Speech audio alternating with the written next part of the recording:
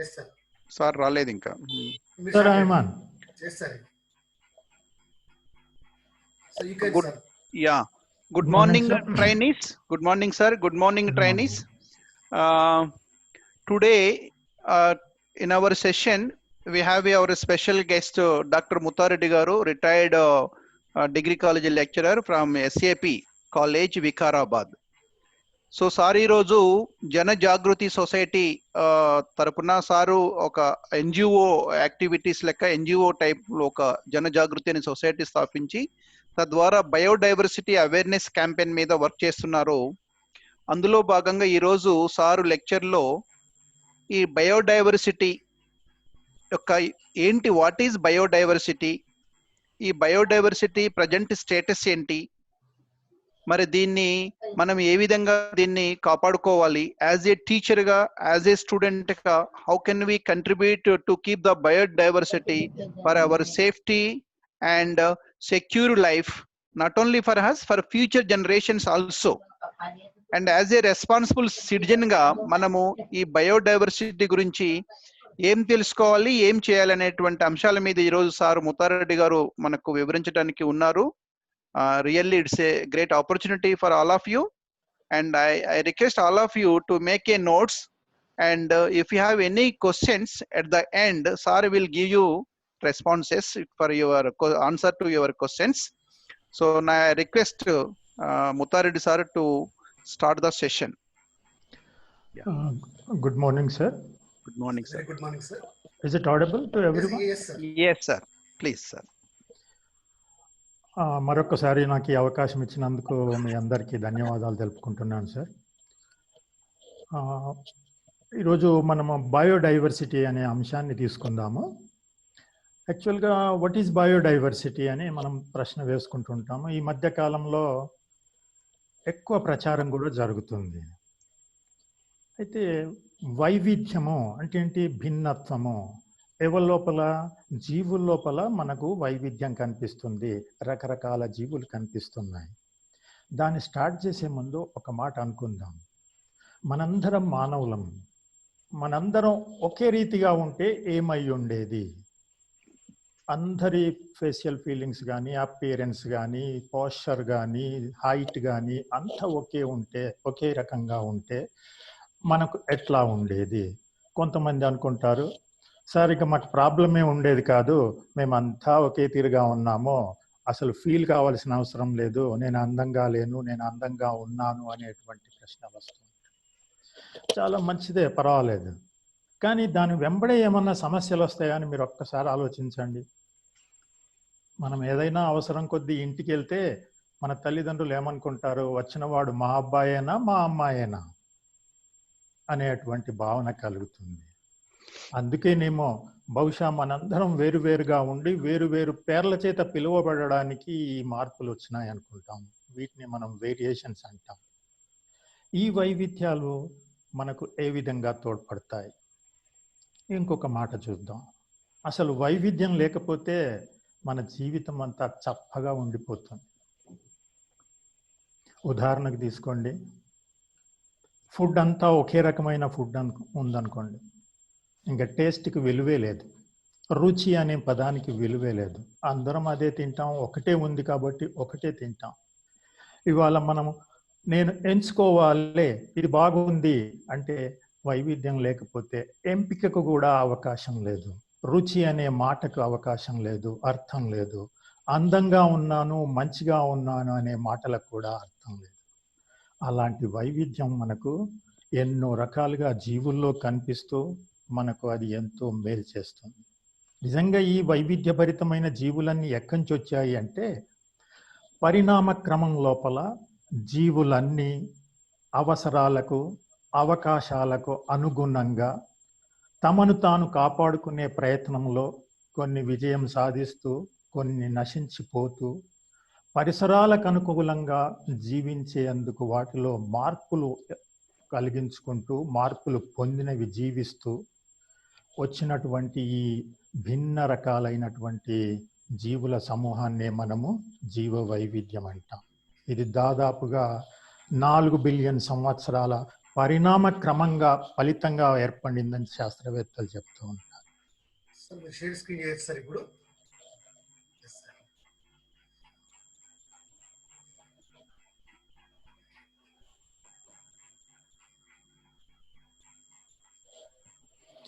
అయితే Yes, sir. ఈ క్రమం లోపల మనం ఏం చేస్తున్నామంటే మానవులుగా Sir, make it full screen, sir.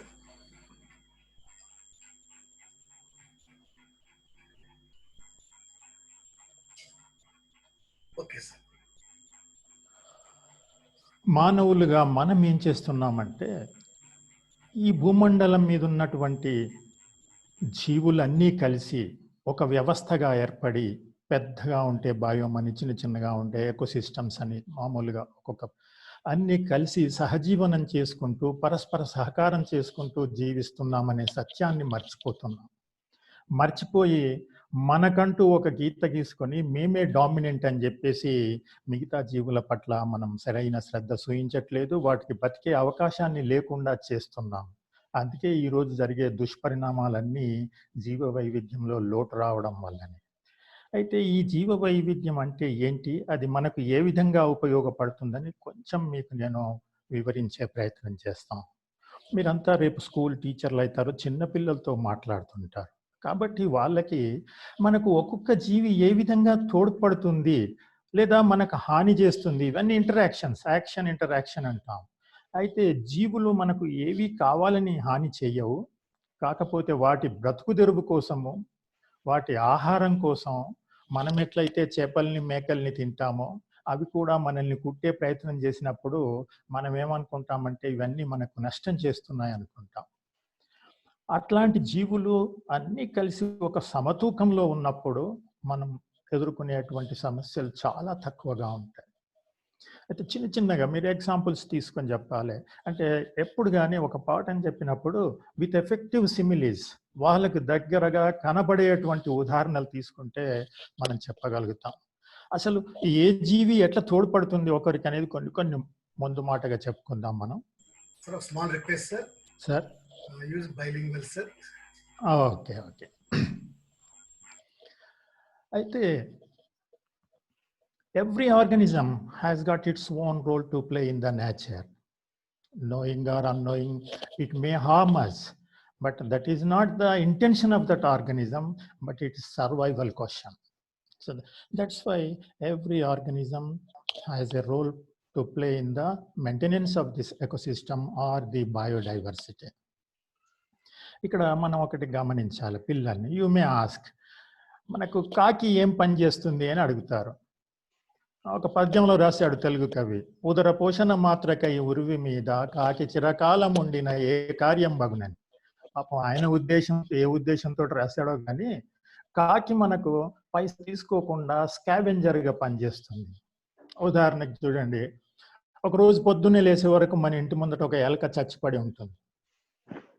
అది ఎవరన్నా చూస్తారేమో, దాన్ని మనకు మనుషులుగా మనం ఎంత ఎదిగామంటే దాన్ని తీసి ఎక్కడ వేయాలో అక్కడ అని ఆలోచించాము, పక్కింటి వాటి ముందడికి దొబ్బేయాలని ఆలోచిస్తాం. అలా కాకుండా ఎవరన్నా చూస్తారేమో అనే ఫీలింగ్ తోటి డోర్ పెట్టేసుకొని ఎవరు లేనప్పుడు తీద్దామని అనుకుంటాం. మళ్ళీ మనం డోర్ తీసే వరకు అక్కడ ఉండదు చచ్చిన ఎలక. ఎవరు తీసుకుపోయినారు? అప్పటికే ఒక కాకి తీసుకుపోయి చెట్టు పైన పెట్టుకొని తింటుంది. అంటే అలాంటిది, అంటే చూడండి, మనకి ఒక్క పైసా లేకుండా ఏం ఆశించకుండా అది మనం తీసేస్తుంది, ఆ విధంగా హెల్ప్ చేస్తుంది. ఇంకా చూడండి మీరు, కాకి కాకి అని చులకన చేస్తాం మనం. కోయిల పాడుతుంటే చాలా బాగుంది, ఆహా ఎంత బాగుంది అని అంటాం, కానీ ఆ కోయిలకి గూడు కట్టుకునేటువంటి అలవాటు లేదు. అది పోయి కాకి గూట్లో గుడ్డు పెట్టొస్తుంది. కాకి చూడండి దాని గుడ్డుని పిల్లలు చేస్తుంది, పెంచుతుంది, పెంచి చివరికి అది కూత కూసేటప్పుడు గుర్తించి ఓహో ఇంకా మీరు వేరే వెళ్ళిపోండి అన్నట్టుగా వాటిని తరిమేస్తుంది. చూడండి కాకిలో ఉన్నటువంటి గుణం ఎట్లా ఉంది. మరి మనం అట్లా చేయగలుగుతామా? ఒక్కసారి ఆలోచించండి. ఆ విధంగా ప్రతి జీవికి ఇంకొక దానికి కొన్ని మనకు తెలిసినవి చాలా తక్కువ, తెలియని ఎన్నో సంబంధాలు ఉన్నాయి. ఆ విధంగా చెప్పుకుంటూ పోతే మనకు ఎన్నో ఉదాహరణలు బయట లభిస్తూ ఉంటాయి. మనం పల్లెల్లో ఉంటాం కాబట్టి పేడ కూడా మట్టిలో కలవాలంటే రైతులు పేడను తీసుకుపోయి పొలంలో వేస్తారు. నిజంగా ఆ పొలంలో ఉన్నటువంటి సూక్ష్మజీవులు కనుక ఆ పేడ మీద పని చేయకపోతే అది పేడలాగానే ఉండిపోతుంది. ఒకవేళ మీరు ప్రెస్ చేసినట్టయితే అది పౌడర్గా మారుతుంది, కానీ అది మళ్ళీ మొక్కలకి అందుబాటులో వచ్చే రీతిగా మార్పు చెందడం జరగదు. కానీ అక్కడ మీరు చెప్పొచ్చు, మీ పాఠశాల ఆవరణ లోపల ఒక షాబాజ్ బండ మీద ఒక పేడ తెచ్చి ఆడ పెట్టండిరా, ఏమైతుంది 10 days వరకు అంటే అది డ్రై అయిపోతుంది, పిడకగా మారుతుంది. హలో,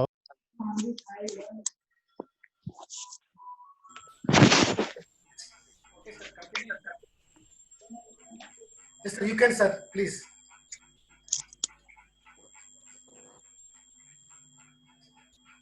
సార్ అన్మ్యూట్ చేయండి సార్. ముత్తండి సార్, కింద ఆడియోని క్లిక్ చేయండి sir.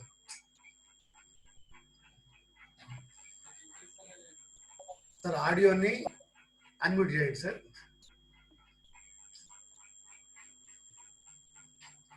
Yes, audio sir, audio left side లో కింద ఆడియో ఉంటుంది సార్.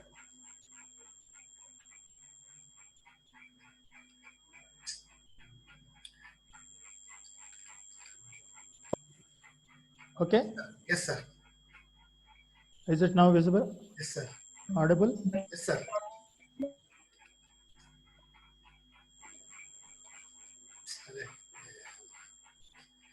సార్ సార్ ప్లీజ్ మళ్ళీ ఒకసారి చూడండి సార్.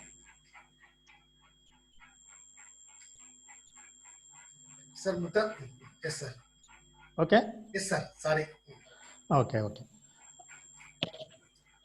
అప్పుడు మనం చెప్పొచ్చు, అరే రైతు పొలంలో సూక్ష్మజీవులు ఉన్నాయి కాబట్టి అవి వీటిని విచ్ఛిన్నం చేసి మళ్ళీ నేలలో కలిసేటట్టు చేస్తున్నాయి. అదే ఈ బండ మీద లేవు కాబట్టి అవి దాన్ని ఏం చేయలేకపోయినాయి, అందుకే అది అట్లాగే ఎండిపోయి పిడకలాగా మారిందని.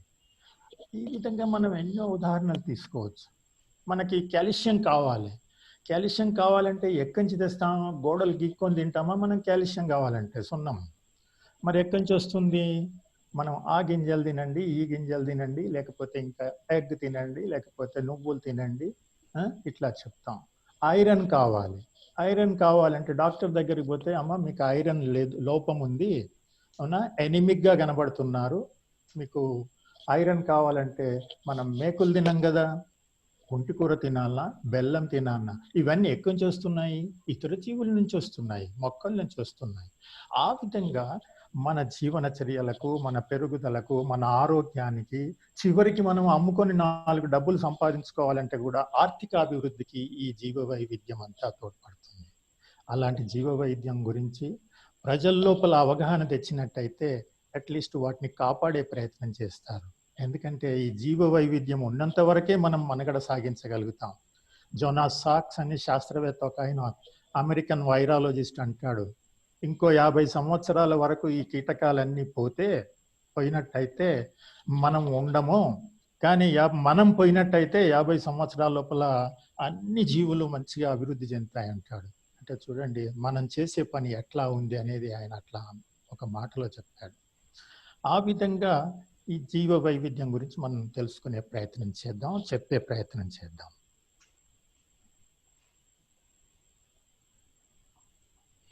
ఇక్కడ వాట్ ఈస్ బయోడైవర్సిటీ అంటే మీరు చూడండి, ఆకారంలోనూ తర్వాత పరిమాణంలోనూ, అవి తినేటువంటి విధానాల లోపల, నివసించే ఆవాసాల లోపల ఎంతో వైవిధ్యం కల్పిస్తుంది.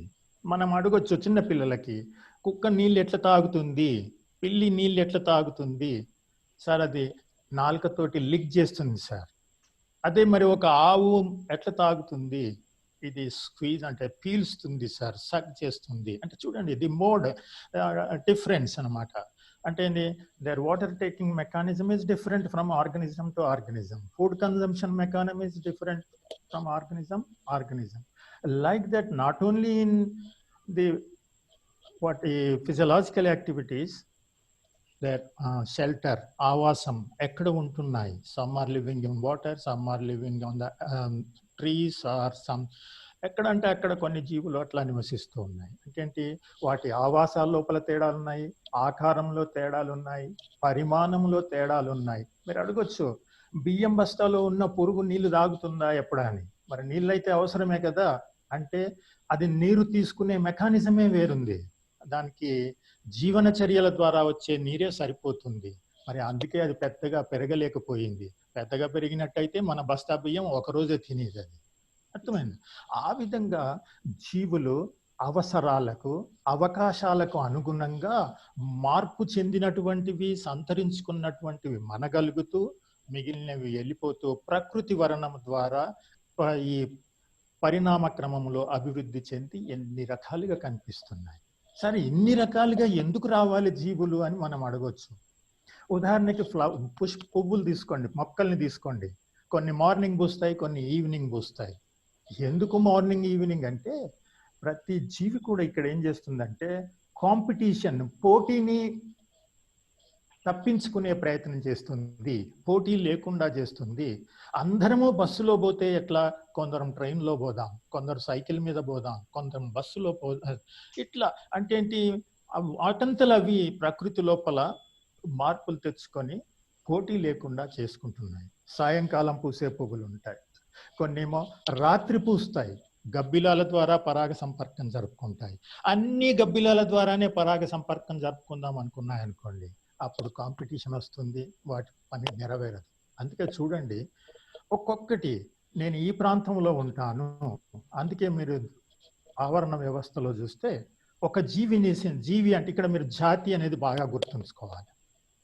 ఒక జాతి జీవులు అంటాం, మనందరం ఒక జాతి. మనం కొట్లాడుకునేటట్టుగా ఈ కులాలన్నీ జాతులు కావు, మానవ జాతి మనది. అంటే ఏంటి జాతి అంటే, మీరు ఒక మాట గుర్తుంచుకోండి, దాదాపుగా ఒకే రీతిగా ఉండి తమలో తాము అంతర్ప్రజననం జరుపుకునేటువంటి జీవులన్నిటినీ ఒక జాతిగా పిలుస్తాం. కుక్క నక్క ఒక తీరుగా కనిపించినంత మాత్రాన ఆ రెండింటికి సంతానం రాదు, సహజంగా రాదు. అందుకనే దాని జాతి వేరే, దీని జాతి వేరే. అంటే ఏం చెప్పాలా మనం ఇక్కడ, దాదాపుగా ఒక రీతిగా కనిపిస్తూ, ఒకే రీతిగా కనిపిస్తూ తమలో తాము అంతర్ప్రజననము అంటే తమలో తాము కలుసుకొని సంతానోత్పత్తి చేయగలిగినటువంటి జీవుల్ని జాతి అంటాం. ఆ జాతిలో ఉన్న సంఖ్యని మనం జనాభా కింద చెప్పుకుంటాం. ఆ విధంగా ఈ భూమండలం మీద చూసినట్టయితే ఎన్నో సూక్ష్మజీవుల దగ్గర నుంచి పెద్ద పెద్ద సికోయా జైగాన్షియా లాంటి చెట్ల వరకు, లేదా ఏనుగులు, అంతకన్నా పెద్ద తిమింగలాల వరకు కూడా మనం చూడగలుగుతున్నాం. ఇవన్నీ ఎందుకు అట్లా మారినాయి అంటే అవసరాలకు, అవకాశాలకు అనుగుణంగా మారుతాయి. మరి మారినవి ఏం చేస్తున్నాయి, వాటి పని అవి నిర్వర్తిస్తూ ఈ పర్యావరణం లోపల అన్ని సమతూకంలో ఉండేట్టుగా చేస్తున్నాం. అందుకే వీటన్నిటిని కలిపి మనం ఏమంటాము, బయోడైవర్సిటీ అంటాం. It's crucial for the functioning of ecosystems which provide us with products and services without which we cannot live. చాలా మంది అనుకుంటారు ఇవాళ బంగారం ధర పెరిగింది, 51,000 రూపాయలు అయింది అంటున్నారు. బంగారం లేకుంటే ఎవడన్నా చస్తాడమ్మా? ఉన్నవాడు మాత్రం బతుకుతుండా, అట్లే చావట్లేదా వాడు? ఆలోచించాలి. ఎంతమంది ఈరోజు మనం ఆక్సిజన్ తీసుకున్నాం. ఇవాళ కోవిడ్ పేషెంట్లకు ఆక్సిజన్ పెడుతుంటే ఆక్సిజన్ విలువ తెలిసి వస్తుంది. కానీ ఫ్రీగా మనకు ప్రకృతి ప్రసాదిస్తుంటే, మొక్కలు ప్రసాదిస్తుంటే వాటిని ఎవరైనా గుర్తుపడుతున్నారా? ఒక చెట్టు కొట్టేసే ముందు ఒక వెంటిలేటర్ తీసేస్తున్నాం అనేటువంటి ఫీలింగ్ ఎవరికైనా వస్తుందా? అలాంటప్పుడు మనం ఆర్టిఫిషియల్గా ఎన్ని వెంటిలేటర్స్ పెట్టినా ఎంతమందిని కాపాడగలుగుతాం? ఇప్పటికే ఒక మాట చెప్తుంటారు, ఢిల్లీ లాంటి నగరాల లోపల ఆక్సిజన్ బాటిల్స్ అమ్ముతున్నారని. అది ఒక 60 సార్లు పీల్చుకోవడానికి వస్తుంది అని. అంటే ఎట్లా? మనము అభివృద్ధి పేరు చెప్పుకుంటూ అన్ని నాశనం చేస్తూ అన్ని కొనుక్కునే పరిస్థితి తెచ్చుకుంటున్నాం. ఎంతమంది కొనుక్కోగలుగుతారు చెప్పండి? ముఖ్యంగా బీదవాళ్ళు, వాళ్ళు ఎక్కువగా ఎఫెక్ట్ అయ్యే అవకాశం ఉంటుంది. కాబట్టి ఇవాళ హరితహారం అన్నా, లేక వన మహోత్సవం అన్నా, సరే రాజకీయ నాయకులు వాళ్ళు ఇష్టం వచ్చినట్టు పేర్లు పెట్టుకుంటారు వాళ్ళ గుర్తింపు కోసం. కానీ మొక్కల్ని కాపాడాలి. ఈ మొక్కలే అన్ని జీవజాతులకు రక్షణ కల్పిస్తాయి. కాబట్టి ఈ products and services from the nature లేకపోతే, బయోడైవర్సిటీ నుంచి లేకపోతే మనం లేవలేము. తర్వాత మన ఆరోగ్యంగా ఉండనన్నా, మనం ఆర్థికంగా బాగుండానన్నా, ఇవాళ చూడండి అన్ని ఫుడ్లు తినండి, ఇమ్యూనిటీ పెంచుకోండి అంటున్నారు. మొదటి నుంచి తింటే బాగుంటుంది కానీ జ్వరం వచ్చినాడే ఇవి తింటే బాగుంటుందా? సరే పర్వాలేదు, కొంతలో గుడ్డిలో మెల్లమేలు అన్నట్టుగా. క్యాషూ తినమంటున్నారు, బాదాం తినమంటున్నారు, అవునా? తేనె తీసుకోమంటున్నారు. మరి ఇవన్నీ ఎక్కడి నుంచి వస్తున్నాయి? ఇందాక మీరెవరో మాట్లాడుతుంటే పరీక్షల గురించి విన్నాను. మీ పరీక్ష పేపర్లు సీల్ చేయాలంటే లక్క కావాలి. ఆ లక్క కూడా ఎక్కడి నుంచి వస్తుంది? అవునా? ఇవన్నీ మనకు ప్రకృతి నుంచి వస్తున్నాయి. కాబట్టి ఈ సర్వీసెస్ లేకపోతే మనం బతకలేం. ఉదాహరణకు తీసుకోండి, చచ్చిపోయినవన్నీ ఒక సైంటిస్ట్ అంటాడు, సూక్ష్మజీవులు కనుక లేకపోయినట్టయితే చావు కూడా అసంపూర్ణమే అంటాడు. ఎందుకనంటే మన తాతను తీసుకుపోయి ఎక్కడో పాతి పెట్టాం, కొన్ని రోజులైనాక మళ్ళీ ఏదో అవసరం వచ్చి భూమి తవ్వితే ఆయన అందులోకి అట్లాగే వెళ్తే మన ఫీలింగ్ ఎట్లా ఉంటుంది? అరే ఈయన మా తాతరా ఇక్కడ ఉండిపోయినాడు, సరే ఇంట్లో తీసుకొని పెట్టుకుందాం అనుకుంటాం. ఎంతమందిని అట్లా పెట్టుకోగలుగుతాం? దారింబడి చనిపోయే కుక్కలు, నక్కలు, పశువులు అన్నీ అట్లాగే ఉండిపోతే మనకి ఎంత భయంకరంగా ఉండేది. కానీ అవన్నీ సూక్ష్మజీవుల చేత క్లీన్ చేయబడి, స్కావెంజర్స్ కొన్ని పక్షుల ద్వారా తినబడి పర్యావరణాన్ని క్లీన్గా వస్తున్నాయి. వీటికి ఎవరైనా లెక్క కడుతున్నారా? వీటికి ఎవరైనా విలువ కడుతున్నారా? ఆర్థికాభివృద్ధి చేసేటప్పుడు ఈ పర్యావరణంలో వచ్చే మార్పులకు కూడా మనం పరిగణలోకి తీసుకున్నట్టయితే అప్పుడు బాగుండేది. కానీ అది ఎవరు తీసుకోవట్లేదు. నేను ఒక లీడర్ని లేదా ఒక ఇండస్ట్రియలిస్ట్ని, నా పరిశ్రమ నుంచి నీళ్ళు వదులుతున్నాను నేను వాగులోకి. మరి ఆ వాగులో ఉన్న జలజీవాలన్నీ పాడైపోతున్నాయి. ఏం లేదు సార్, నేను వేడి నీళ్ళే వదులుతున్నా, ఇందులో కెమికల్స్ ఏం లేవు అంటాడు ఒక ఆయన. వేడి నీళ్ళు వదిలినా కూడా ఆ వేడి మూలంగా ఆ నీళ్ళలో ఉండాల్సినటువంటి ఆక్సిజన్ తక్కువైపోతుంది. అంటే డిజాల్వ్డ్ ఆక్సిజన్ వెళ్ళిపోతుంది. దాంతో అక్కడ ఆక్సిజన్ డిమాండ్ పెరుగుతుంది, బయాలజికల్ ఆక్సిజన్ డిమాండ్ అంటాం.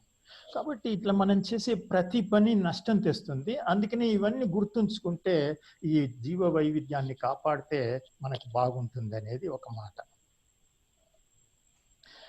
తర్వాత biodiversity on earth is the product of 4 billion years of evolutionary process. ఇవాళ వచ్చింది కాదు, నిన్న వచ్చింది కాదు. ఏదో 2 మొక్కలు హైబ్రిడ్ మొక్కలు తీసుకొచ్చి మేము చేసాము, సైంటిస్టులు చేసాము, ఇది బాగుంటుంది అంటే అది తర్వాత పెస్ట్ తట్టుకుంటుందో లేదో, తర్వాత డ్రై వెదర్స్ని తట్టుకుంటుందో లేదో అనే డౌట్ వస్తుంది మనకి. కానీ ఇప్పుడున్నటువంటి మొక్కలు, పంటలు ఇవన్నీ చూస్తే ఇవి కాలం చేత కాలం చేత టెస్ట్ చేయబడి కొన్ని వేల సంవత్సరాల పరిణామ ఫలితంగా ఏర్పడినటువంటివి. అవన్నీ మనం క్షణాల్లో పోడగొడుతున్నాం. ఒక్క మాట ఇక్కడ గుర్తుంచుకోవాలి. ఇప్పటి వరకు ఈ భూమండలం మీద ఎన్ని జీవజాతులు ఉన్నాయి, వాటి అవసరాలు ఏంటి అని ఎవరూ పూర్తిగా లెక్క చేయలేదు. ఇవాళ మనం తినే వాటికంటే, మనకు మందులకు ఉపయోగపడే వాటికంటే మంచి విలువైనవి ఎన్ని ఉన్నాయో ఏమో తెలియదు. కానీ అవి డాక్యుమెంటేషన్ చరిత్ర పుటలకు రాకముందే లేదా మన నోట్స్లోకి రాకముందే, వాటిని గుర్తుపట్టక ముందే మనం ప్రాజెక్టుల పేరిట, డ్యామ్ల పేరిట, అవునా, ఈ హౌసింగ్ ఇండస్ట్రియలైజేషన్ లేదా అర్బనైజేషన్ పేరిట అన్నీ నాశనం చేస్తే మనకు భవిష్యత్తులో ఉపయోగపడేటువంటి ఒక స్టోర్ని మనం పోగొట్టుకున్న వాళ్ళం అవుతున్నాం.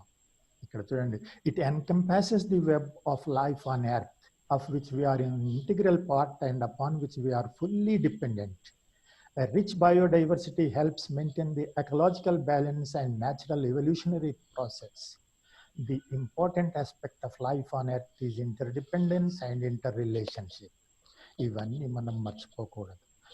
అక్కడికి ఎవరో కొందరు గొడవ చేస్తుండ్రు, లొల్లి చేస్తుండ్రు కాబట్టి, అంటే ఈ సమస్య పైన ప్రశ్నలు ఎత్తుతున్నారు కాబట్టి యునైటెడ్ నేషన్స్ కూడా మనకి 2011-20 మొత్తం ఈ డికేడ్ అంతా డికేడ్ ఆఫ్ బయోడైవర్సిటీగా ప్రకటించింది. అయితే ఇక్కడ చూడండి, కొంచెం మీకు సమాచారం కోసం, ఎందుకంటే ఎక్కడైనా మీరు చూడండి, జనరల్గా మన పక్కకు మంచి ఇంజనీర్ ఉన్నా వాళ్ళ మమ్మీ, ఒక పిల్లవాని మమ్మీ ఏమంటదంటే ఆ ఇంజనీర్ని అడుగుమన్నది. పక్కకు టీచర్ ఉన్నాడు అనుకోండి, అరే ఆ సార్ని అడిగిపోరా అని చెప్తారు. ఎవరైనా కూడా సార్ దగ్గర నుంచి ఎక్స్పెక్ట్ చేస్తారు. అంతేగాని పక్కకు పెద్ద డాక్టర్ ఉన్నా, ఇంజనీర్ ఉన్నా కూడా వాళ్ళని అడగాలనే ఆలోచన వీళ్ళకి రాదు. ఎందుకంటే చెప్పేవాడు టీచరు, నేర్పేవాడు టీచర్ కాబట్టి ఆయనకు తెలిసి ఉంటుందిరా అనే ఉద్దేశంతో అంటారు. కాబట్టి మీరు జాగ్రత్తగా ఉండాలి టీచర్లుగా. కొంచెమన్నా పక్క పిల్లవాడు వచ్చి అడిగిన దానికి కొద్దిగానన్నా సమాధానం చెప్తే బాగుంటుంది. లేకుంటే వాడు ఏమంటాడు తెలుసా, అమ్మ ఆ సార్కే వస్తలేదట, ఆయన చెప్పలేదు అని ఇంటికి పరిగెత్తుకుంటూ అరుచుకుంటూ పోతాడు. అట్లాంటి పరిస్థితి మనం తెచ్చుకోవాలి. ఇక్కడ చూడండి, ఇంతవరకు ఈ భూమి మీద అన్ని ఎస్టిమేట్సే. ఖచ్చితంగా భూమిలో సముద్రంలోకి పోయి భూమిలోకి పోయి వాతావరణంలోకి పోయి లెక్క చేసిన వాళ్ళు కాదు. But we have got some sort of mechanism to estimate them. అట్లా కొన్ని వరల్డ్ ఆర్గనైజేషన్స్ ఎస్టిమేట్ చేసినాయి. And all the estimates so far suggest that there are 5 to 30 million. చూడండి రేంజ్ ఎంత ఉంది. Some people say 5, some people say up to 30 million species present on this planet Earth. అందులోపల roughly 1.75 million species have been formally described and given official names. కొన్ని పేర్లు ఇచ్చినారు. ఈ మొక్క ఇది, ఈ జంతువు ఇది, ఇది దీనికి ఉపయోగపడుతుంది, ఇది దీనికి ఉపయోగపడుతుంది. అవునా? ఆ విధంగా కొన్ని మాత్రమే, అంత 1.75 మిలియన్ స్పీసీస్ రఫ్గా అంతవరకే డిస్క్రైబ్ చేయబడ్డాయి. మరి what about the remaining 1? Lowest తీసుకున్నా కూడా ఇంకా 3 పాయింట్ సంథింగ్ రావాలి, లేదా హైయెస్ట్ తీసుకున్నా కూడా ఇంకా మనకు 29-28 మిలియన్ స్పీసీస్ లెక్క తీసుకోవాల్సిన అవసరం ఉంది. మరి ఇవన్నీ చెయ్యలేదు మనం, చెయ్యకముందే క్లీన్ చేస్తున్నాం మనం. మరి అవన్నీ పోతే మనకు భవిష్యత్తులో ఎంతో ఉపయోగపడేటువంటివి పోగొట్టుకున్న వాళ్ళం అవుతాం. 17 countries of tropical and subtropical are rich in biodiversity, whose land area is only 7 to 10%, but harbor 60 to 70% flora and fauna. చూడండి, భూమధ్య రేఖ దగ్గర నుంచి ధృవాల వైపుకు పోతుంటే ఈ జీవ వైవిధ్యం తగ్గుకుంటూ పోతుంది. ఎక్కడైతే ఉష్ణోగ్రత ఎక్కువగా ఉంది, వర్షపాతం ఎక్కువగా ఉందో ఆ ప్రాంతాల లోపలనే ఈ బయోడైవర్సిటీ ఉంది. అందుకే ఇవాళ మీరు చూడండి, ధనిక దేశాల్లో బయోడైవర్సిటీ తక్కువ ఉంది, కొంతవరకు ఈ బీద దేశాల లోపలనే బయోడైవర్సిటీ ఎక్కువ. ఈ డైవర్సిటీ ఉంది కాబట్టే ఈరోజు అందరూ మన వైపు చూస్తున్నారేమో, మనం కూడా వస్తాం కొంతవరకు అందులో. అయితే ఈ డైవర్సిటీ ఎట్లా వస్తుంది సార్? ఇప్పుడు మనమే తీసుకుందాం. ఎవరన్నా మీరు బర్త్డేకి పోతారు, ఎప్పుడన్నా బర్త్డేకి పోయినప్పుడు ఆ పాపను చూస్తారు, భోంచేసినాక ఆ పాపను చూసి ఏదో ఒకటి అనకపోతే వాళ్ళు ఫీల్ అవుతారని పోయి వాళ్ళు ఏమంటారు, అచ్చం వాళ్ళ అమ్మలాగానే ఉంది ముక్కు అంటారు. మరి మిగతా భాగాలన్నీ ఎక్కడ పోయినాయి అంటే, మనకు హెరిడిటరీ మూలంగా కొన్ని లక్షణాలు వస్తాయి, కొన్ని లక్షణాలు రావు. కాబట్టి ఈ చిన్న చిన్న వేరియేషన్స్ తోటి మనకు ఈ తేడాలు కనిపిస్తున్నాయి. అంటే ఏంటి, ఈ చిన్న తేడాలు ఎందుకు వస్తున్నాయి? మనుషులే కదా అంటే ఇక్కడ మనం చూసుకోవాలి ఎక్కడెక్కడ తేడా ఉంది. ఒకటి జెనెటిక్ డైవర్సిటీ అంటాం.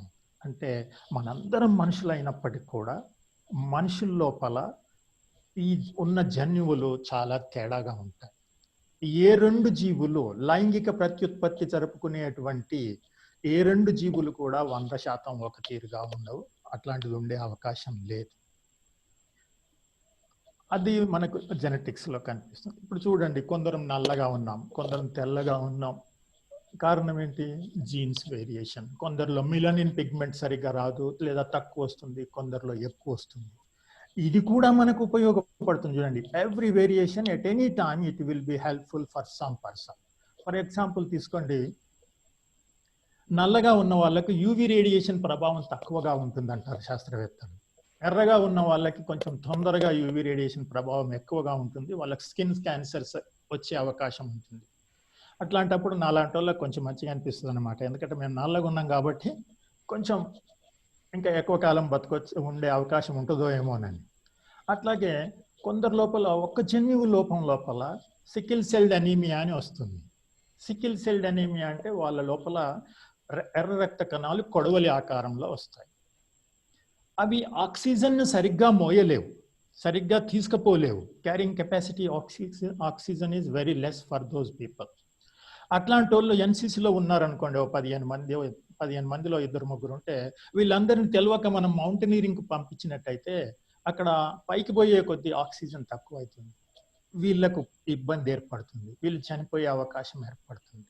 కాబట్టి వాళ్ళని ఇక్కడే ఆపేస్తే బాగుంటుందని టెస్ట్ చేస్తుంటారు. ఇదే చూడండి, మళ్ళీ ఇదే సికిల్ సెల్ అనీమియా ఉన్న వాళ్ళు సౌత్ ఆఫ్రికాలో ఏమనుకుంటారట అంటే, ఆరోగ్యంగా అంటే మంచిగా ఉన్న వాళ్ళు మాకు కూడా సికిల్ సెల్ అనీమియా ఉంటే బాగుండేదేమో అనుకుంటారంట. ఎందుకు అని అంటే మలేరియా పరాన్నజీవి దాని జీవిత చక్రం లోపల ఈ ఎర్ర రక్త కణాల్లో ఒక భాగం ఉంటుంది. అది ఈ సికిల్ సెల్ అనీమియాలో ఉన్న వాళ్ళ లోపల అది జరగదంట. దాంతో మలేరియా తోటి రక్షించబడతారంట. చూడండి, ఇక్కడేమో వీడికి నష్టము, అక్కడేమో వాడికి లాభం అన్నట్టు. అంటే చూడండి, this is how the variations among the genes among the people are going to help them in different conditions. Sometimes they may be fatal.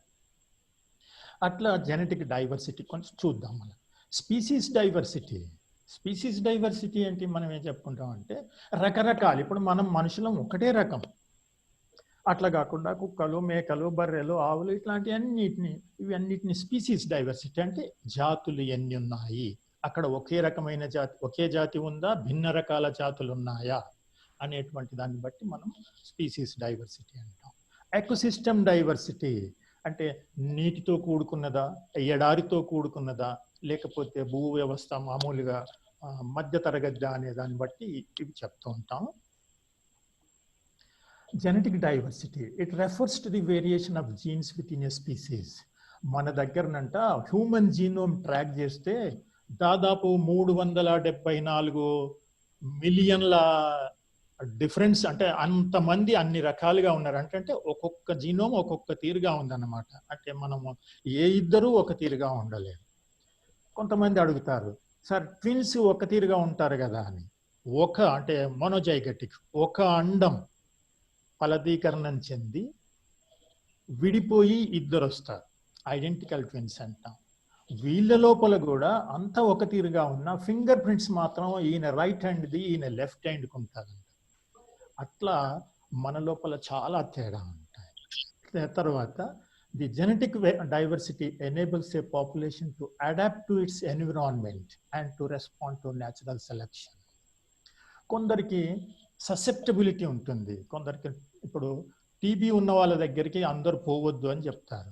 నిజానికి టీబీ అనువంశికంగా వచ్చేది కాదు, కానీ టీబీకి ఏం చేస్తారంటే కొందరికి ససెప్టబిలిటీ ఎక్కువ ఉంటుంది. అంటే అది పట్టుకునే ఛాన్స్ వాళ్ళకి ఎక్కువ ఉంటుందంట, అది జన్యువుల వల్ల వస్తుంది. అట్లా కొందరికి వేడిని భరించే శక్తి, లేదా కొందరికి ఇట్లా ప్రతి జీవికి ఈ టాలరెన్స్ కెపాసిటీ అనేది వాటి జన్యువులను బట్టి అట్లా ఉంటుందని చెప్తుంటాం. ఆ విధంగా ఎక్కడైతే ఒక జనాభాలో వేరియేషన్ ఎక్కువగా ఉంటుందో, ఒకే జాతి జీవుల లోపల ఉంటే పరిసరాల్లో మార్పులు వచ్చినా కూడా తట్టుకునేటివి కొన్ని ఉండి మిగిలిపోతాయి, ఆ జీవి నాశనం కాదు. అందుకనే ఎంత జెనెటిక్ డైవర్సిటీ ఉంటే ఆ జాతికి అంత మంచిది. తర్వాత కొత్త జాతులు రావాలంటే కూడా జెనెటిక్ డైవర్సిటీ కావాలంట. తర్వాత genetic diversity with in a species of an increases with environmental variability. అంటే ఏంటి, జెనెటిక్ డైవర్సిటీ కూడా పరిసరాలను బట్టి మారుతూ ఉంటాయంట. మా మొక్కల్లో చెప్తూ ఉంటాం, ఒకే రకమైన మొక్క ఉష్ణమండలంలో ఉంటే C4 మొక్కగా ఉంటుంది, మామూలుగా మన దగ్గర ఉన్నట్టయితే C3 మొక్కగా ఉంటుంది. అంటే దాని ఫోటోసింథటిక్ యాక్టివిటీలో తేడా ఉంటుంది. చూడండి, ఇవాళ మనం వెనకటికి మేము చిన్నగా ఉన్నప్పుడు టమాటాలు కోసుకోవాలంటే ప్లేట్ అంతా నీళ్ళు అయిపోయేది, దాన్ని హ్యాండిల్ సరిగా చేయరాకపోయేది. ఇవాళ మీరు క్యారెట్ ముక్కలాగా కోసుకొని సలాడ్లో తింటున్నా కూడా పడదు. అంటే చూడండి ఎన్ని రకాల టమాటాలు ఉన్నాయి మనకి. కొన్నిటికి షెల్ఫ్ వాల్యూ ఎక్కువగా ఉంటుంది, అంటే ఎక్కువ రోజులు స్టోర్ చేసుకోవచ్చు. కొన్నిటికి తియ్యగా ఉంటాయి, కొన్ని చిన్నగా ఉంటాయి. అంటే మన కన్వీనియంట్ బట్టి ఎన్నో రకాలుగా ఉన్నాయి. కొందరికి రంగులు ఇష్టపడుతుంటారు. ఆ విధంగా there are 7,000 varieties of cultivated tomatoes అని చెప్పుకుంటున్నాం. మరి ఇన్ని ఉన్నాయి కదా, ఇదంతా బికాస్ ఆఫ్ జెనెటిక్ డైవర్సిటీ. అన్ని టమాటాలే, కాకపోతే వీటి లోపల ఉన్నటువంటి జన్యువుల మూలంగా ఈ వేరియేషన్స్ ఉన్నాయి. ఇన్ని రకాలు మనం ఇవాళ ఉన్నాయా అంటే, ఎక్కడైతే జీన్ బ్యాంకులు ఉన్నాయో, ఎక్కడైతే స్టోర్ చేస్తున్నారో అక్కడ ఉన్నాయి, కానీ మామూలుగా అయితే పోతున్నాయి. అన్ని హైబ్రిడ్ వెరైటీస్ వచ్చినాయి. అవి ఎందుకు పోతున్నాయని నేను తర్వాత చెప్తాను. రైస్ చూడండి, ఇన్ని రకాల బియ్యం ఉన్నాయి, అవునా? There are 1,09,000 types of rice varieties. ఇవన్నీ మన దగ్గర ఇండియన్ రైస్ రీసెర్చ్ ఇన్స్టిట్యూట్ అనేది ఒకటి ఉంది, అందులో మెయింటైన్ చేస్తున్నారంట. ఇన్ని రకాల వెరైటీస్ ఉన్నాయి, కానీ ఇవాళ ఏంటి, కొన్ని హైబ్రిడ్ వెరైటీస్ తీసుకొచ్చి వాటినే పెంచుతున్నాం, మిగిలినవన్నీ మనం పోగొట్టుకుంటున్నాం. ఒకవేళ మనకి అంటే ఇలా చూడండి, కొన్ని వరద నీటిలో పెరిగేటి అంటే మునిగినా కూడా బతికి ఉండేటువంటి రకాలు ఉన్నాయి. మరి వరదలు వచ్చినప్పుడు అట్లాంటి మనం పంట ఉన్నట్టయితే ఏం కాదు కదా. ఆంధ్రాలో చూస్తే పొలాలన్నీ మునిగిపోయినాయి సార్ అంటారు. మరి అక్కడ ఇలాంటి రకం పెంచుకుంటే బాగుండేదని అప్పుడు ఆలోచిస్తాం. సరే నెక్స్ట్ టైం అది వేస్తాము అంటే దొరుకుతుందా మనకి? లేదు, ఆల్రెడీ మనం వాటిని ఎలిమినేట్ చేసుకుంటూ పోతున్నాం. కొన్ని ఎండకు అంటే నీటి ఎద్దట ఉన్న పండే రకాలు ఉన్నాయి, కొన్ని పెస్ట్ని ఎదిరించే రకాలు ఉన్నాయి. అంటే వాటి జెనెటిక్ డైవర్సిటీ మూలంగా కొన్ని రోగాన్ని ఎదిరిస్తాయి అవి. అందుకే శాస్త్రవేత్తలు అప్పుడప్పుడు చెప్తుంటారు చూడండి రైతులకు, మీరు రోగ నిరోధక శక్తి ఉన్నటువంటి గింజల్ని మాత్రమే వాడండి, వెరైటీస్ని వాడండి అంటారు. మన మినుములు తీసుకుందాం, పల్లాకు తెగులు అని వస్తుంది. అందులో ఆ పల్లాకు తెగులు అంటే వైరస్ డిసీజ్. ఆ రెసిస్టెంట్ వెరైటీ వాడండి అని చెప్తారు. మరి ఈ రెసిస్టెంట్ వెరైటీ ఎక్కడి నుంచి వస్తుంది? కొన్ని వైల్డ్ స్పీసీస్ అంటే వీటి అడవి జాతులు ఉంటాయి, వాటిలో ఆ గుణం ఉంటుంది. వాటిని మనం బ్రీడింగ్ చేసి ఒక దగ్గర తీసుకొస్తే అట్లాంటి వెరైటీస్ రావడానికి అవకాశం ఉంటుంది. ఇంకో మాట కూడా మీకు చెప్తాను. కొనార్క సూర్య దేవాలయం దగ్గరనంట ఆ దేవునికి చెప్తారు, చదివాను కూడా ఒకసారి, రోజు నైవేద్యం పెడతారంట. రోజు ఒక రకమైన వరి గింజలతోటి అంటే బియ్యంతో నైవేద్యం పెడతారు. అంటే ఆ లెక్కన ఎన్ని ఉన్నట్టు చెప్పండి. ఆయనకున్న పొలాల లోపల, ఆ దేవునికి ఉన్న మాన్యాల లోపల దాదాపు మినిమం 365 రకాలు ఉన్నట్టే కదా. ఇట్లాంటి జన్యు సంపద, వైవిధ్య భరితమైనటువంటి జీవులన్నిటినీ మనము ఈ హైబ్రిడ్ వెరైటీస్ అని లేకపోతే ఇంకోటని పారదోలుతున్నాం, అంటే వాటిని లేకుండా చేస్తున్నాం. Dogs, you can see them different types of. నేను జేబులో పెట్టుకుని పోయేది కావాలి, నాకు ఇంట్లో ఉండేది కావాలి. పొటాటోస్ మోర్ దెన్ 4000 వెరైటీస్, అవునా? ఇంకా అందులో వైల్డ్ స్పీసీస్ కూడా ఉన్నాయి. ఇవన్నీ పోతే రేపటి నాటికి మనకు అవసరం ఉన్నది. ఇవాళ చూడండి, షుగర్ పేషెంట్స్ కూడా తినొచ్చు ఈ రైసు అంటున్నారు. అందులో జెనెటిక్ మార్పు తీసుకొచ్చి దానిలో అంటే ఏది కావాలో అది ఎక్కువ వచ్చేటట్టుగా చేస్తేనే కదా వచ్చేది. మరి అది ఎక్కడ దొరుకుతుంది? మనకు ల్యాబొరేటరీలో దొరకదు. ఎక్కడో ఏదో ఒక మొక్కలో ఉండాలి ఆ లక్షణం. ఆ లక్షణాన్ని సంకరీకరణం ద్వారా మనం ఈ మొక్కలకు తీసుకొచ్చి ఉత్పత్తి చేయొచ్చు. మరి అట్లాంటి అవకాశాలు కావాలంటే ఇవన్నీ మిగిలి ఉండాలి. ఇవన్నీ మిగిలి లేకపోతే మనం ఊహించుకోవడం తప్ప చేయడం ఉండదు. మామిడి పళ్ళు చూడండి, ఎన్ని రకాల మామిడి పళ్ళు దొరుకుతున్నాయి మనకి. ఇవన్నీ కాపాడుకునే బాధ్యత మన అందరి మీద ఉంది. Diversity, cattle, you can see different types of cattle. ఆఖరికి మనుషుల్లో కూడా ఎన్ని రకాలుగా కనిపిస్తారు చూడండి. ఈవెన్ మన ఇండియాలో కూడా నార్త్ ఇండియా పోతే ఒక రకంగా, ఇక్కడ పోతే ఒక రకంగా, సౌత్కి పోయినా పోతే ఒక రకంగా కనిపిస్తూ ఉంటాం. ఇదంతా this is all because of genetic diversity. కొందరు వెంట్రుకలు చక్కగా ఉంటాయి, కొందరు ఉంగురాలు తిరిగి ఉంటాయి, అవునా? కొందరు చెవులు ఇక్కడ అతుక్కొని ఉంటాయి, కొందరు చెవులు ఇట్లా కాటు పెట్టినట్టుగా ఉంటాయి, కొందరు నాలుకను చుట్టగలుగుతారు, కొందరు చుట్టలేరు. ఇవి వేరు వేరు జాతులు, ఒక జాతి కాదు. స్పీసీస్ డైవర్సిటీ అంటాం. అంటే ఏంటిది?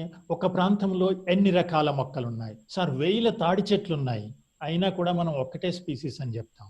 అట్లా కాకుండా తాడి చెట్టు, ఈత చెట్టు, మామిడి చెట్టు, లేదా పాము, కప్ప, తాబేలు ఇట్లా అంటే అప్పుడు జాతులు, ఎక్కువ జాతులు ఉన్నట్టు. ఇవన్నీ మనకి కప్పల్లో ఉండే రకాలు, పాముల్లో ఉండే రకాలు, ఇట్లా రకరకాలుగా ఉన్నాయి. స్పీసీస్ డైవర్సిటీ తీసుకున్నట్టయితే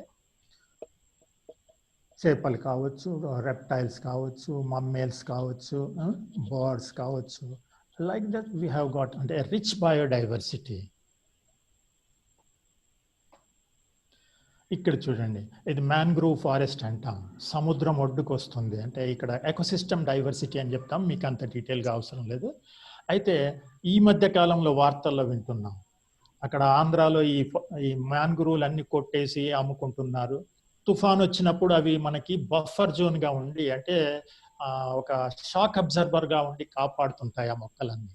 కానీ అట్లాంటివన్నీ తీసేస్తే మరి పైదాకా నీళ్ళు వచ్చేసి గ్రౌండ్ అంతా కొట్టుకపోతుంది. అప్పుడు సునామీ ప్రభావం ఎక్కువ ఎందుకు కలిగింది అంటే ఇట్లాంటి అరణ్యాలు, మ్యాంగ్రోవ్ ఫారెస్ట్లన్నీ, సముద్రపు అంచుల వెంబడి ఉండే ఫారెస్ట్లన్నీ మనం నాశనం చేశాం కాబట్టి షాక్ అబ్జర్వర్గా పనిచేసేటువంటివి పోయినాయి అని చెప్తుంటారు. అట్లాగే పర్వత ప్రాంతాల లోపల గడ్డి మైదానాలు, ఇట్లా రకరకాల డైవర్సిటీ మనకు కనిపిస్తూ ఉంది. ఇప్పుడు చూద్దాం, ఏమి వాల్యూ ఉంది, అసలు విలువ ఏంటిది బయోడైవర్సిటీ మనకి ఏమి ఇస్తుంది అంటే ఫుడ్, డ్రగ్, మెడిసిన్స్, టింబర్, ఇట్లా మనకి ఎన్ని ఇస్తుంది ఒక్కొక్కటి చూద్దాం. ఇంచుమించు మనం తినేదంతా ఫుడ్ వేరే దగ్గర నుంచే కదా, ఇన్ఆర్గానిక్ మనం ఏం తినలేము, అంతా ఆర్గానికే తినాలి. ఏది తిన్నా మొక్కల నుంచో జంతువుల నుంచో రావాలి, కానీ అవునా మినరల్ తీసుకొచ్చి చేసి ఫ్యాక్టరీలో తయారు చేసేది కాదు. ఫ్యాక్టరీలో చేసినా కూడా మళ్ళీ జీవుల నుంచి వచ్చిన వాటినే ప్యాక్ చేయడము, ఇంకో రూపాయలకి మార్చడం జరుగుతుంది. అట్లాగే ఎన్నో మొక్కలు ఉన్నప్పటికీ కూడా మనకి less than 20 plant species are cultivated to produce about 85% of the world food. You see, so many plants are there. Every plant is useful. Only thing is we don't know how it is useful. We have to explore, we have to experiment on it, and we have to discover all these secrets of those plants. Then you see, ఎప్పుడు సింధులోయ నాగరికతల మనం కొన్ని తవ్వితే అక్కడ నుంచి వెళ్ళినాయి, అందులో కొన్ని గోధుమలు, జొన్నలు, వరి గింజలు వెళ్ళినాయి. ఆ మూడే ఇప్పటి వరకు కూడా మనకి 2/3 ఆఫ్ ది ఫుడ్ సస్టైన్, అంటే మనకు వచ్చేటువంటి ఆహారం లోపల 3/2 దాని నుంచే వస్తుంది. ఈ విధంగా మనకి ఆహారం కోసం బయోడైవర్సిటీ తోడ్పడుతుంది.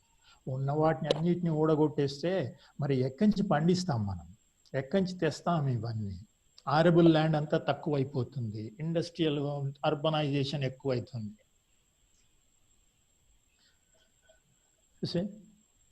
You can see different types of varieties, ఎన్నో రకాలు ఉన్నాయి. ఇవన్నీ ఎంతమంది చూస్తున్నాం మనం? నిజంగా దొరుకుతాయా రేపు ఇవన్నీ?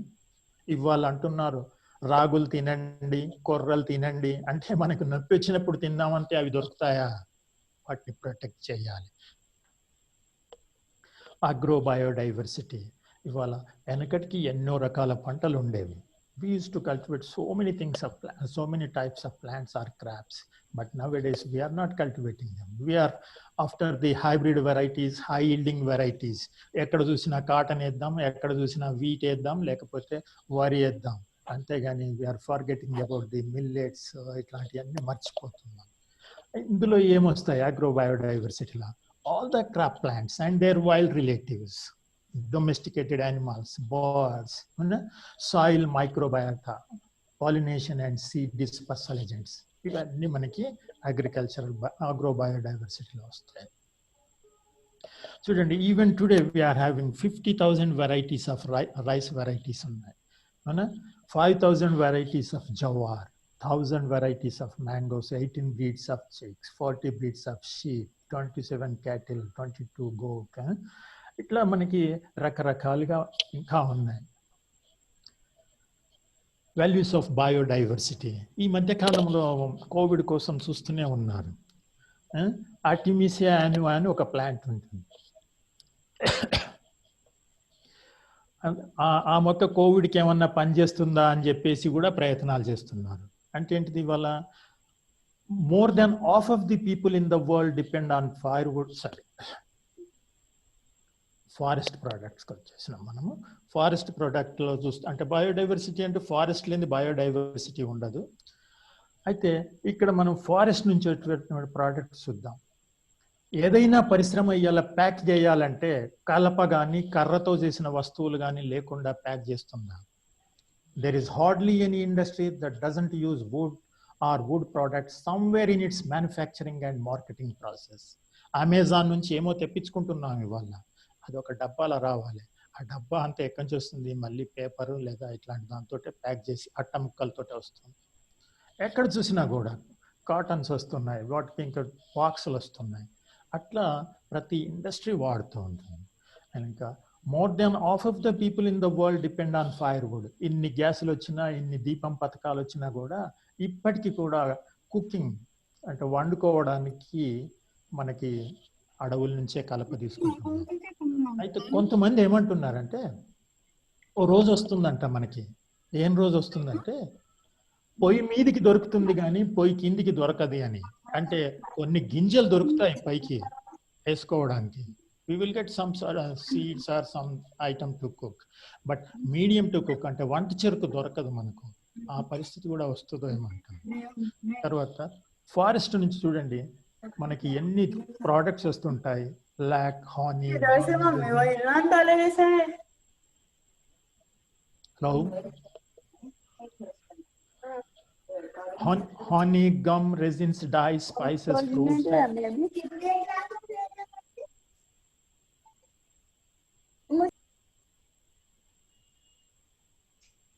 Sir, please continue, sir. Sorry. Sir, మీ యొక్క ఆడియో ఒకసారి అన్మ్యూట్ చేసుకోండి sir. Sir, shall we give some time for interactions, sir? Sir, మీ audio sir Muttareddy sir.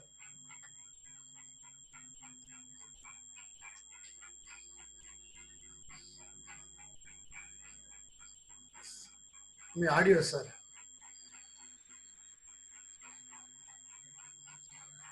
Same audio పైన క్లిక్ చేయండి sir. Left side bottom sir. Yes sir. Now sir. Okay sir, shall we give time for trainees so that they will interact with you sir? Okay, ఇద్దాం. Yes sir. చెప్పండి అమ్మా. No sir, if you come and how many left over sir? ఇంకొక 10 నిమిషాలు అయితే ఒడగొట్టేద్దాం. సరే sir. Okay, continue sir. Okay, forest produce చూసాము. ఇవాళ చాలా మంది అనుకుంటారు ఫారెస్ట్ అంటే ఏంటంటే, is it audible? Yes sir. ఏముంది, అడవి జంతువులు, చెట్లు అంటారు.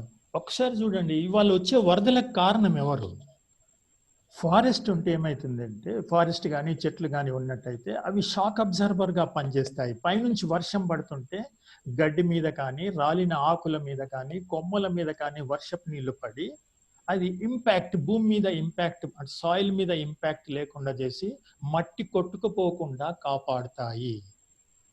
కానీ ఇవాళ ఏమైంది, మనం ఫారెస్ట్లన్నీ క్లీన్ చేస్తున్నాము, భూమిపైన ఉన్న గ్రీన్ కవర్ అంతా తీసేస్తున్నాం కాబట్టి సాయిల్ ఎరోజన్ అయ్యి ఆ మట్టి అంతా కొట్టుకుపోయి గతంలో నీళ్లు ప్రవహించేటువంటి నదుల్లో మట్టి పేరుకుపోయి నీళ్లు పోవడానికి దారి లేక నీళ్లు పక్కదారి పడుతుంటే వరదలు వస్తున్నాయి. సింపుల్ గా మీరు మీ ఊర్లలో చూడొచ్చు, ఒక మోరిలో రాయి పడితే ఆ మోరి నిండుతుంది, బాజార్లోకి వస్తుంది.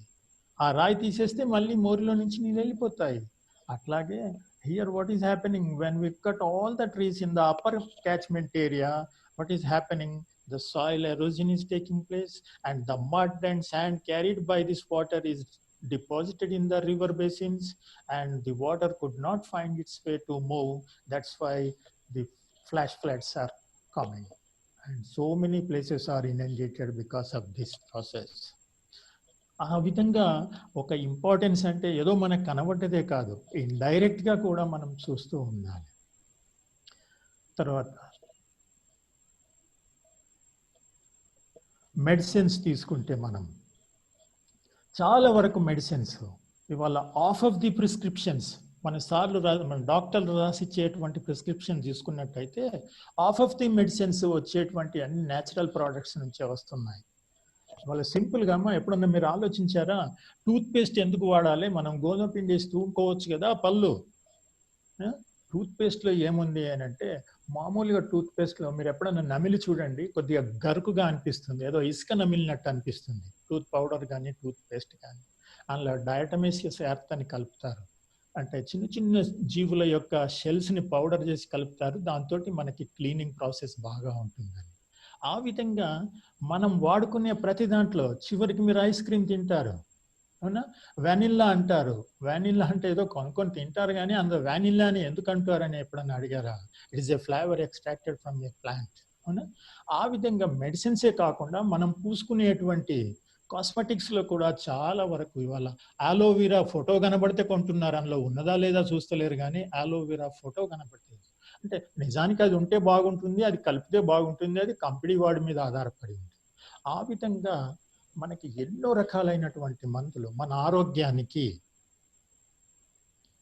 ఉపయోగపడేటువంటివి చాలా మందులన్నీ మనకి ప్లాంట్స్ నుంచి, యానిమల్స్ నుంచి వస్తున్నాయి. ఇవాళ మరి క్రీమీ సబ్స్టాన్సెస్ అన్ని ఇట్లా వత్తితే వచ్చే క్రీములు వచ్చే వాటిల్లో అన్నిటి లోపల మనకి ఈ ఆల్గల్ ప్రోడక్ట్స్ ఉంటాయి. మనకి ఫార్మాస్యూటికల్స్ లోపల వాడే క్రీములు కానీ, ట్యాబ్లెట్స్లో వాడే వాటిల్లో కవర్స్లో కానీ, అవునా, చాలా వరకు ఈ మెడిసిన్స్ మనకి మొక్కల నుంచి ఇతర జంతువుల నుంచి వస్తున్నాయి. మరి ఇవన్నీ పోతే భవిష్యత్తులో మనకి ఈ మధ్య కాలంలో న్యూ మలేరియా డ్రగ్ అనేది ఒకటి ఆర్టిమిసియా యాను అనే ప్లాంట్ నుంచి కనుక్కున్నారని చెప్తున్నారు. దాన్నే కోవిడ్కి కూడా ఏమన్నా చూడొచ్చా ఇందులో, ఎందుకంటే అది క్యాన్సర్ కూడా ఉపయోగపడుతుందంట, మరి చూడొచ్చా అని ప్రయత్నాలు జరుగుతున్నాయి. రేపు వచ్చే కొత్త వ్యాధులకు మనం ఏమైనా కొత్త మందులు కనుక్కోవాలి. మీలాంటి వాళ్ళు రేపు ఎదిగి సైంటిస్టులు అయితే కనుక్కోవాలంటే మరి ఆ ఆప్షన్ ఉంటేనే కదా కనుక్కునేది, ఆ మొక్క ఉంటేనే కదా. ఏవో మనకు తెలిసిన 4 మొక్కలు ఉండి మిగిలినవన్నీ పోయినాయంటే మనకు ఆ అవకాశం లేకుండా పోతుంది. తర్వాత చివరికి చూడండి, మనం ఇవాళ పూజ చేస్తున్నాం, దసరా కొన్ని మొక్కలు వాడుతున్నాం, అవునా, ఇంకొక దానికి కొన్ని, ఒక పండుగకి మనకి అంటే బయోడైవర్సిటీ మీద ఆధారపడి అక్కడ ఉన్నటువంటి కల్చరల్ ఆస్పెక్ట్స్ ఉంటుంటాయి. మీరు గమనించినట్టయితే మనం తులసి చెట్టుకు పూజ చేస్తాం, అవునా, రావి చెట్టుకు పూజ చేస్తాం, జమ్మి చెట్టుకు పూజ చేస్తాం. మరి ఇట్లాంటివన్నీ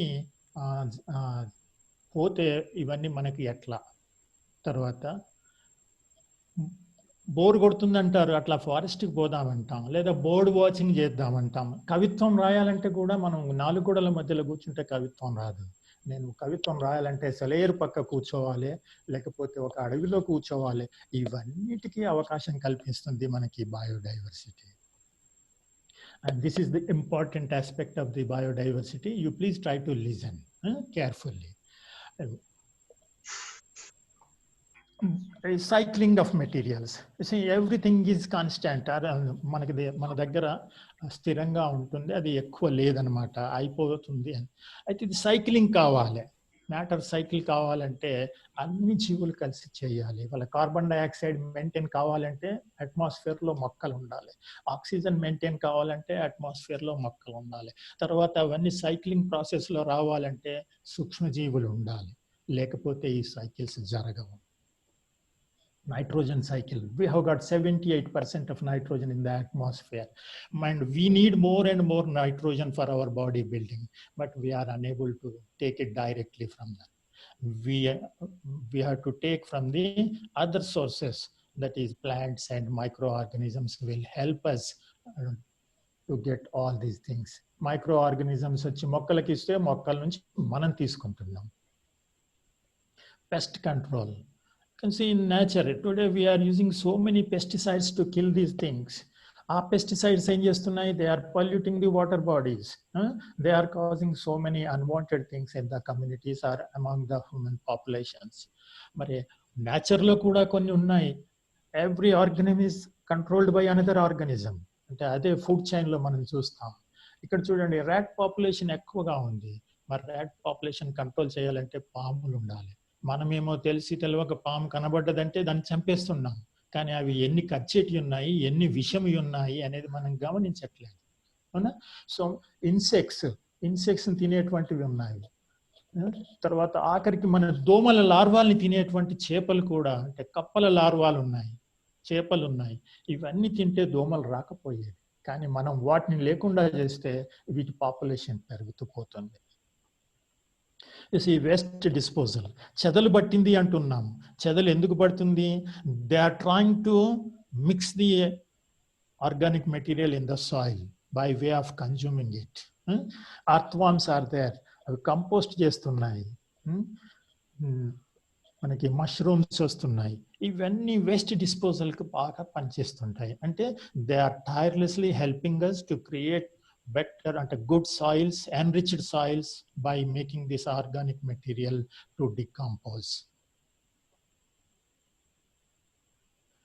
Fruit and seed dispersal, మంచి ఆస్పెక్ట్ ఇది.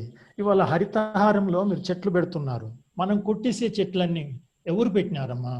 The forest we have been denuding, destroying. అవన్నీ ఎవరు పెట్టారు? It is because of these type of organisms. అవి ట్రావెల్ చేస్తాయి, పోతూ విత్తనాలను వేసుకుంటూ పోతాయి, అవి మంచిగా మలుస్తాయి, ఎందుకంటే వాటికి బ్యాడ్ ఇంటెన్షన్ లేదు. మనం ఎన్ని పెట్టినా చచ్చిపోతుంటాయి. ఒక్కొక్కసారి చెప్తుంటారు, కలెక్టర్ గారు, కొత్త కలెక్టర్ వస్తే మొక్క పెట్టానంటారు. ఆయన అటెండర్ అంటాడు, సార్ ఇక్కడే పెట్టాలని. ఎందుకయ్యా అంటే, ఏ కలెక్టర్ వచ్చినా ఇక్కడే మొక్క పెడతాడు సార్ అంటే, దాన్ని బట్టి మీకు అర్థమవుతుంది అది ఉండదు. మళ్ళీ ఇంకో కలెక్టర్ వచ్చినా అక్కడే పెట్టాలి మళ్ళీ. కానీ ఈ పక్షులు డిస్పర్స్ చేసినటువంటివి చాలా బాగా మలుస్తూ ఉంటాయి. మనం యాజ్ హ్యూమన్ బీయింగ్స్ ఏం చేయాలంటే we should not interfere with the nature. మీరు నేచర్ తోటి ఇంటర్ఫియర్ కాకపోతే ఒక 10-15 years లోపల ఒక జాగాను వదిలేస్తే అది ఫారెస్ట్ గా డెవలప్ అవుతుంది. కానీ మనం అట్లా చేయట్లేదు. ఫోటోలు దిగడం కోసం మొక్క పెడుతున్నాం, వెళ్ళిపోతున్నాం. అది కాదు పద్ధతి. ఎకలాజికల్ బ్యాలెన్స్, ఇవాళ బ్యాలెన్స్ తప్పింది అంటున్నారు. కొంతమంది అంటారు మాకే తిండి దొరకట్లేదు సార్, నీ పులులకు వీటికి సింహాలకి ఎందుకు సాదుతున్నారు, వాటికి అంత అభయారణ్యాలు ఎందుకు కలిగిస్తున్నారంట. నిజంగా టాప్ ప్రెడేటర్స్ ఉంటేనే హెర్బివోర్స్ అన్ని కంట్రోల్లో ఉంటాయి. హెర్బివోర్స్ కంట్రోల్లో ఉంటేనే ప్రొడ్యూసర్స్ అన్ని కంట్రోల్లో ఉంటాయి. So that the system will be in a fine tune. సింహాలు లేవు, చిరుతపులు లేవు అనుకోండి, అడవి పందులు ఎక్కువ అయిపోతాయి. Deer population will be increasing. అయితే ఏమైతే సార్, అవి అంత అడవిలో ఉన్నాయి, అంత తినేసి అక్కడ దొరకక పొలాల మీద పడతాయి. మనం చూస్తున్నాం కదా, ఏనుగులు వచ్చి పొలాల్లో పాడు చేస్తున్నాయి. ఎందుకు వస్తున్నాయి ఏనుగులు పొలాలకి అంటే అడవిలో ఏం దొరకట్లేదు సార్, మనం అంతా లూటీ చేసాం. So that is the reason every organism should be there and it should be protected. Top ప్రిడేటర్లు అనుకున్నట్టయితే దే విల్ కంట్రోల్ ఎవ్రీథింగ్. అవి నెక్స్ట్ ఇట్లా వస్తుంది. ఎకలాజికల్ బ్యాలెన్స్ కూడా we need rich biodiversity. Energy transfer, cycling of material, pollination. ఇది చూడండి అమ్మా, just ఏదో ఇది చెప్పుకోవడం కాదు, నేచర్లో ఎట్లా అడాప్ట్ అయినాయంటే మీకు ఇక్కడ ఒకటి కనిపిస్తుంది. దిస్ ఇస్ పాలినేషన్ లో మధ్యలో ఉన్న ఫ్లవర్ చూడండి అమ్మా. It is looking like an insect but it is not insect but appears like an insect. ఒక కాల్పో ఆరియా అని ఒక మాత్ ఉంటుంది, వాస్ప్ ఉంటుంది. ఆ ఫిమేల్ వాస్ప్ ఎట్లా కనిపిస్తుందో this flower looks like that. అయితే అప్పుడే పుట్టినటువంటి మేల్ వాస్ప్లు ఏం చేస్తాయంటే భ్రమపడతాయి, ఇది ఒక ఫీమేల్ లాగా ఉంది, వాస్ప్ ఉంది అని చెప్పేసి దాంతో కపులేషన్కి వచ్చి పాలినేషన్ చేస్తాయి. చూడండి, no other insect will visit this flower, only this type of insect pollinates that one. మనం కొట్టే పెస్టిసైడ్ తోటి ఈ ఇన్సెక్ట్ చనిపోతే మరి దీంట్లో పాలినేషన్ జరుగుతుందమ్మా? అంటే ఏంటి, మనం ఏదో మంచి చేద్దామని చెప్పి we are spraying something on our crop plants and indirectly it is killing the other insects and so that they are left without population అన్నట్టుగా ఉంటాం. ఈ విధంగా నేచర్ లో ఎంత సున్నితంగా ఒకదానికొకటి ఇంటర్లింక్ అయి ఉన్నాయంటే అవి మనం విడదీయరాక ఉంటుంది. కానీ మనం చేసే పనుల వల్ల అలాంటివి పోయి మిగతాయి కూడా ఒకదానికి మనం చేస్తే రెండోది ఆటోమేటిక్ గా వెళ్ళిపోయే అవకాశం ఉంటుంది. ఇవాళ చూడండి, హానీ బీస్ ఈ రేడియేషన్ మూలంగా కానీ సెల్ టవర్స్ మూలంగా కానీ there are so many causes. అవి వాటి గతి దప్పుతున్నాయి, దారులకు పోతలేవు. హానీ బీస్ అండ్ బర్డ్స్ అంటే అవి వచ్చిన మార్గాన్ని మర్చిపోతున్నాయి, కన్ఫ్యూజ్ అవుతున్నాయి, సరిగ్గా మళ్ళీ వాటి గూట్లకు చేరలేకపోతున్నాయి అంటున్నారు. దాంతో అన్ని చనిపోతున్నాయి, కొలాప్స్ అయిపోతున్నాయి. అవి కనుక పోతే పాలినేషన్ ఎవరు చేయాలి? సన్ఫ్లవర్ క్రాప్ వేసే వాళ్ళు కొందరు ఏం చేస్తున్నారంటే ట్రైన్డ్ పిల్లల్ని తీసుకుంటున్నారు. అంటే స్టిగ్మా స్టైల్ తెలిసిన పిల్లల్ని మాత్రమే కూలికి పిలుస్తున్నారు. వాళ్ళకి ఒక చిన్న కాటన్ ది వూల్ లాంటిది ఇచ్చేసి జెంటిల్ గా you touch them like this so that the pollination takes place అంటున్నారు. మరి వామ పువ్వులకు మనం ఎట్లా చేస్తాం పాలినేషన్? సన్ఫ్లవర్ అంటే పెద్దగా ఉంది కాబట్టి ఏదో ఒకసారి ఇట్లా అంటాం. వామ పువ్వులకు కానీ వేరే వాటికి కానీ ఎట్లా పాలినేషన్ చేస్తాం? Wear from we will get the honey required for hour immunity. To boost our immunity, today people are advising to take honey, but honey cannot be synthesized. A factory lo raadu, mari ekkada ravale? It is to be collected by these bees, and those bees are disappearing because of the human activities. You see this one, the bird, hummingbird, అది రూపాయికి అయినంత బరువు కూడా ఉండదు. అది ఉత్తర ధ్రువం నుంచి దక్షిణ ధ్రువం దాకా కూడా, అంటే కొన్ని వందల మైళ్ళు కూడా ప్రయాణం చేయగలుగుతుంది. It has got its own pollination capacity. ఇక్కడ తర్వాత మీరు ఒకటి బాగా గమనించాలి, చాలా మంది చెట్లు పెడుతున్నాం అంటున్నారు. కానీ ఆ చెట్టు, మనం పెట్టే చెట్టు వల్ల ఎన్ని పక్షులు బతుకుతాయి, ఏం తింటాయి దీన్ని అని ఎప్పుడన్నా ఆలోచించండి చూద్దాం. మనం నిజంగా హరితహారంలో చాలా మట్టుకు, అంటే మన ప్రోగ్రాంలో పెడుతున్నాం ఏంటంటే ఏదో మామూలుగా దొరికేటివి అవి పెడుతున్నాం. కానీ ఎప్పుడైనా ఒక బయోడైవర్సిటీ పెరగాలంటే ఈ చెట్టు ద్వారా ఎన్ని జీవులు బతకగలుగుతాయి, లేదా ఈ జీవిని కాపాడితే ఎన్ని జీవులకు ఉపయోగపడుతుంది. That's what we have to think. అవునా? మనం మొక్క పెట్టేటప్పుడు పర్పస్ఫుల్ గా ఒక ఉద్దేశంతో పెట్టాలి. ఇక్కడ చూడండి, గ్రేట్ బొబాబ్ ట్రీ అని మన దగ్గర కూడా సనత్ నగర్ పోతుంటే ట్రైన్ లో పోతున్నప్పుడు కనిపించేవి, ఇప్పుడు కనిపించట్లేదు. ఆఫ్రికన్ ట్రీ ఆఫ్ లైఫ్ అంటారు. It depends almost exclusively on bats pollination. అంటే దీన్ని గబ్బిలాలు మాత్రమే పాలినేషన్ చేస్తాయి. Without bats the tree of life could die out, becoming one of our planet's richest ecosystems. అట్లా బ్యాట్స్ కనుక లేకపోతే ఆ చెట్టు చనిపోతుంది. మీరు చూడండి, world wide over 5,000 species of flowers in at least 67 families rely on bats as their major exclusive pollinators. అంటే ఒక్క గబ్బిలాలను రక్షిస్తే 500 జాతుల మొక్కలకి పాలినేషన్ జరుగుతుంది. గబ్బిలాలు ఏదో రోగం తెచ్చినాయి లేదా వైరస్ తెచ్చినాయని మనం వాటిని అన్ని నాశనం చేస్తే, లేదా వాటి హ్యాబిటాట్స్ నాశనం చేస్తే, అవి లేకపోతే మరి పాలినేషన్ ఇన్ని వందల చెట్లకు పాలినేషన్ ఎట్లా జరగాలి? సీడ్ డిస్పర్సల్ కూడా అవి చేస్తాయి. Birds maximum 4 kilometres 5 kilometres travel చేస్తాయి, ఏది బర్డ్స్. కానీ బ్యాట్స్ 40 to 60 కిలోమీటర్స్ కూడా ప్రయాణం చేస్తాయి. So while travelling they will drop their droplings. అంటే అవి ప్రయాణం చేసేటప్పుడు అవి డ్రాపింగ్స్ ఇడిచిపెడుతుంటాయి, అందులో సీడ్స్ ఉంటాయి, పోలేని ప్రాంతాల్లో కూడా అవి విత్తనాలు నాటుతూ ఉంటాయి. ఇట్లా ఒక జీవి మీద ఆధారపడి చాలా జీవులు కనుక జీవించేటట్టుంటే వాటిని కీ స్టోన్ స్పీసీస్ అంటాం. They are the important ones. అవునా? They determine the existence of other organisms. మరి అట్లాంటి మొక్కల్ని మనం పెంచితే బాగుంటుంది. You see this one, fig trees. ఇది కీస్టోన్ స్పీసీస్ గా చెప్పుకుంటాం. More than 1,270 bird and mammal species eating figs. అన్ని జంతువులు పక్షులు తింటాయి.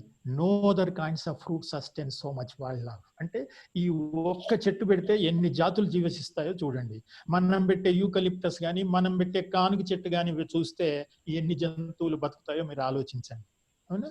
సో ఇట్లాంటివి పెడితే బయోడైవర్సిటీ పెరుగుతుంది, దాంతో మనకు కావలసినటువంటి సమతూకం ఏర్పడుతుంది.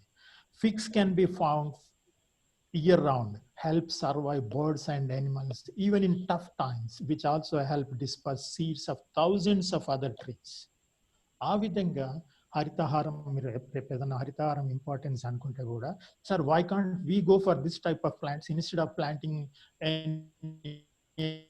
Easily available one which is not useful for so many organisms అనే క్వశ్చన్ కూడా మీరు అయ్యొచ్చు. And nature is very fantastic and interesting. Mutualism ఉంది ఇక్కడ. మనం అనుకుంటాం మొసలి మాంసం తింటుంది, ఆ మాంసం మనమైతే ఏం చేస్తాం, టూత్ పిక్స్ వాడతాం కదా. మరి పాపం దానికి ఎవరు టూత్ పిక్స్ ఇస్తారు? ఒకసారి మాంసం అది తీయలేమనుకోండి, అందులో మ్యాగ్గట్స్ వస్తాయి, పురుగులు వస్తాయి, పురుగులు వచ్చి పండ్లన్నీ ఊడిపోతాయి. మరి పండ్లు లేని మొసలి ఏం చేస్తుంది?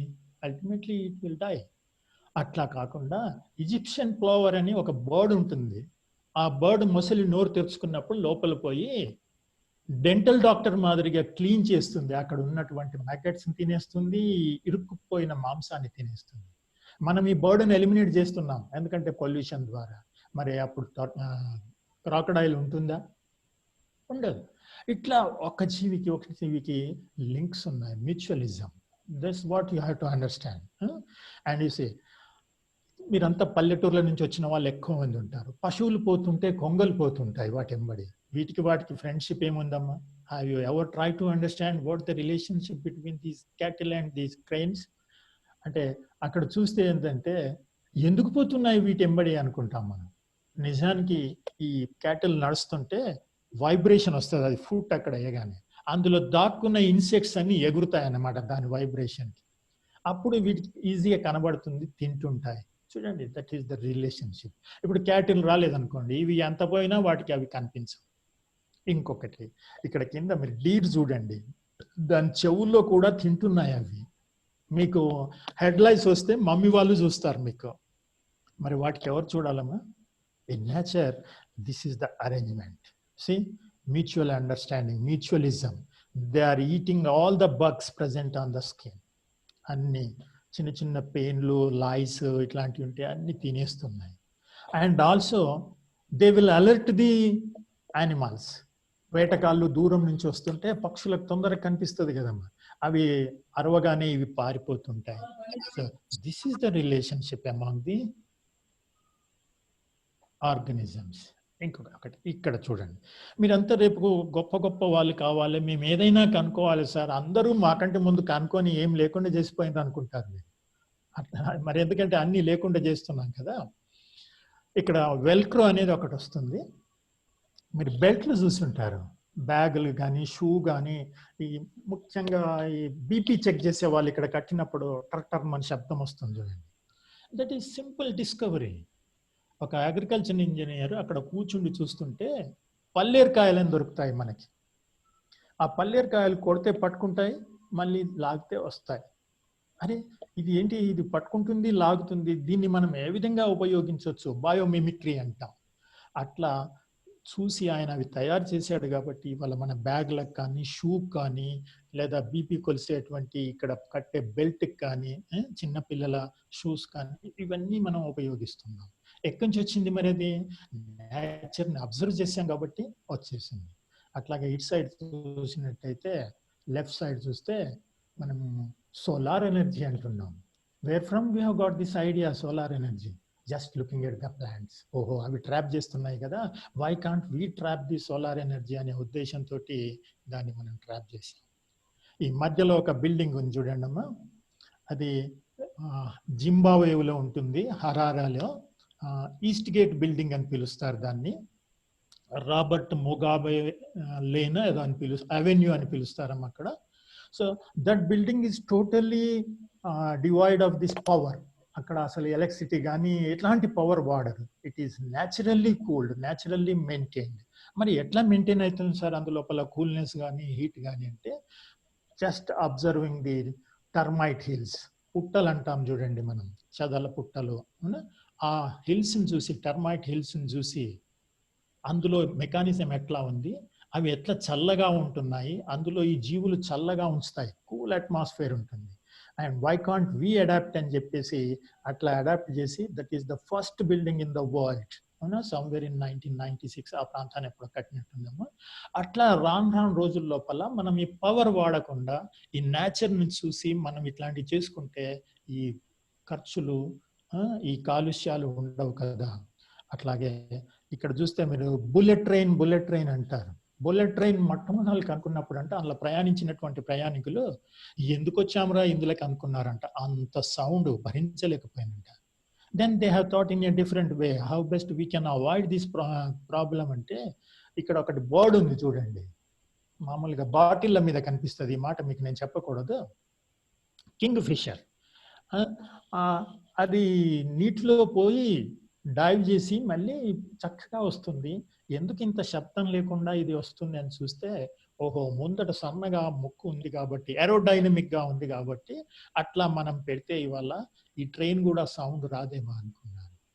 అట్లాగే ఇవాళ పెయింట్స్ వస్తున్నాయి చూడండి, మీరు టీవీలో అడ్వర్టైజ్మెంట్ చూస్తుంటే, ఈ పెయింట్ మేము కడగకున్నా ఏం లేదు, మళ్ళీ వేయకున్నా ఏం లేదు, డస్ట్ ప్రూఫ్, నీట్గా ఉంటుంది అని. మరి వాళ్ళు లోటస్ లీఫ్ టెక్నాలజీ వాడే అవకాశాలు ఉన్నాయి. తామరాకు ఎంత బురదలో ఉన్నా దాని మీద బురద పడ్డా కూడా మళ్ళీ అది క్లీన్ గా అయిపోతుంది. Like this we have got so many things in nature to take and adapt them for ourselves. ఒక్క మాట చెప్పి ఇంకా ఇది ఆపుకుందాము. ఎందుకు సార్ ఇంత మాట్లాడుకోవాలి మరి బయోడైవర్సిటీ గురించి అనే దాని గురించి ఒక మాట చూద్దాం. సహజంగా జీవులు కొన్ని వాతావరణంలో వచ్చిన మార్పుల వల్ల అవి అంతరించిపోతూనే ఉంటాయి, మనం ఆపలేం వాటిని. కానీ అది చాలా మెల్లగా జరుగుతుంది. ఇప్పుడు మనం చూసాం, డైనోసార్స్ పోయినాయని చెప్తున్నారు, పెద్ద పెద్ద మమ్మత్ ఏనుగులు పోయినాయని చెప్తుంటున్నాం. అయితే అది మెల్లగా స్లోగా జరుగుతుంది. కానీ మనం చేసే పనుల వల్ల ఏమవుతుందంటే, the current species extinction rate is between 1000 to 10,000 times than it would naturally be. అంటే మామూలుగా జరిగే దానికంటే 1000 నుంచి 10,000 రెట్లు ఎక్కువ జరుగుతుంది. అంటే మనకు భవిష్యత్తులో ఉపయోగపడే మొక్కలు కానీ జంతువులను కానీ అవి పోవాల్సిన టైం కంటే ముందే మనం వాటిని ఈ భూమండలం నుంచి పోగొడుతున్నాము. 1 to 3% of the species that have existed on earth are extinct. Already మనకు కొన్ని పోయినాయి. తర్వాత కొందరు ప్రిడిక్ట్ చేస్తున్నారు ఏమని అంటే 30% of all species will be extinct by 2050.